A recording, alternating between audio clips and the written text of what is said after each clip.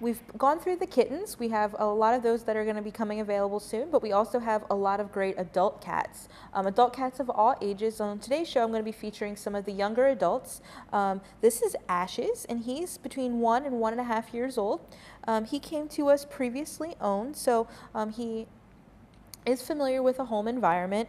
He's a gray tabby. He's a domestic medium hair. When you're taking on a medium-haired cat, you do want to make sure, or a long-haired cat, that you are getting them brushed and groomed frequently. Cats that have the longer hair, they can get matted much easier. That can be very painful for the animals, so you want to make sure that you're providing that for them. It's just as important as making sure they're getting proper food and good veterinary care, all of those things. I did mention that Ashes came to us previously owned.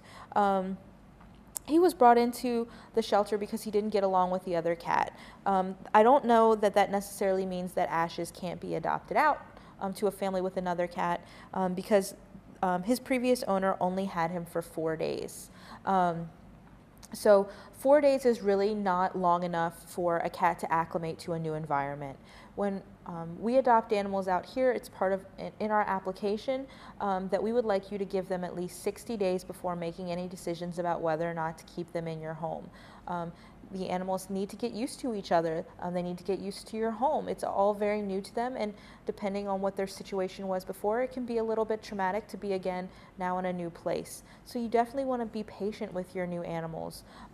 You know, we have an open cat room here. We have the kitty cabana, and we give the animals there much longer than 4 days to acclimate to being in an environment. And we use a transition cage so that they can see each other. They just can't get to each other, so that they become familiar. They can learn to get along, and then they can live in a space together. So you really want to make sure that you're giving your animals every chance to settle in.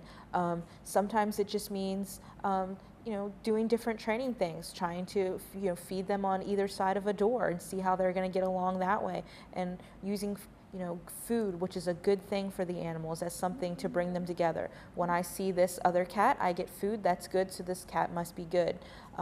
Just giving them that time and patience.